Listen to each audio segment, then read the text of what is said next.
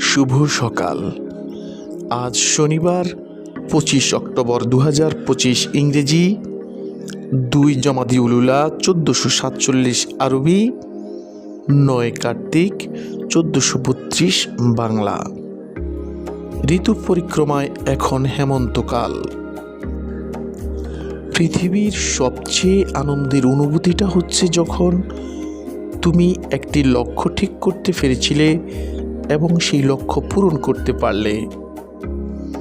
সবার জীবন হোক নিরাপদ, সুন্দর ও মঙ্গলময়। আল্লাহ হাফেজ।